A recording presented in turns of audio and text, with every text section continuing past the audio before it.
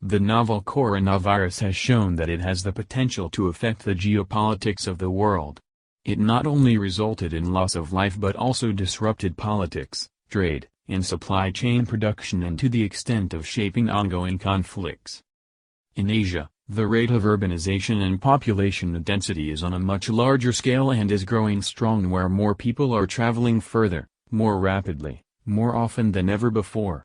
At the same time, degradation of soil and contamination of the environment, which reigns in Asia, sanctions infectious disease of the tropical region to spread far and wide beyond borders and geography. Asia also possesses the largest and fastest aging population in the world, who possess a compromised immune system, making them more susceptible to disease. The damage caused by COVID-19 depended on a host of other factors such as trade, migration, transportation, communication, etc. These shaped and influenced how quickly the pathogens spread beyond the borders of the countries of their origin.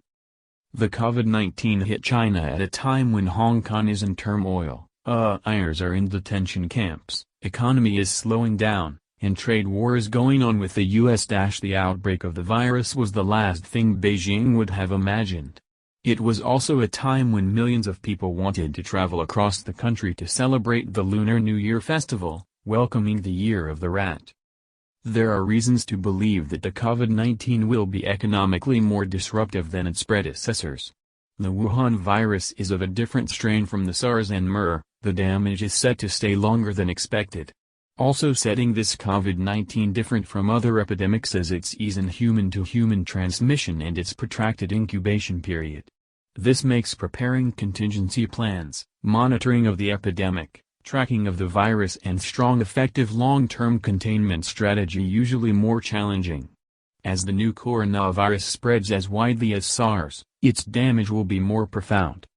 The knockdown effects on China's already slowing economy could trim around 1% of its GDP, as various researchers indicate. Much of East and Southeast Asia rely on China like its tourists to stabilize its economy and bring economic growth. Thailand will be badly hit, for instance, since 5% of its GDP growth comes from Chinese tourists. Japan could lose an estimated $25 billion as the Wuhan virus overshadows the upcoming Summer Olympics 2020 to be held in Tokyo. For China, the losses are said to be pegged higher as the authorities have suspended roadways, airways, waterways and railway transit in and around Wuhan, including 20 other cities. This will have profound consequences. Geographically, the city of Wuhan is strategically placed at the crossroads of China's coastal areas. Thus the government's decision to lock down the city resulted in economic disruptions. Wuhan is also a major domestic transport and transit hub and nerve center of manufacturing industry, including conducting scientific research. The shutting down of the city means disruption of traffic, trade, supply chain logistics and maritime shipment through the Yangtze River, in turn affecting the economic well-being of port cities such as Shanghai. Like MERS and SARS, it is expected that infections for the Wuhan virus will decrease by spring and eventually fade away in the summer. If this happens as expected, the Chinese government will consequently lift its restrictions by the end of March. However, the devil lies in the details, as roughly 6 million people have already left Wuhan city before the quarantine began, which means tens of thousands of people could already be spreading the disease around the globe. Adding to it is the long incubation period of the virus and uncertainty about the nature of the virus, which add more fuel to the fire.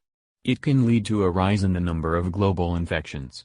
The geriatric and people with health problems will be most vulnerable and exposed, especially those from nearby developing nations such as India, Nepal, Bangladesh, Myanmar, Thailand, Cambodia, Vietnam, etc.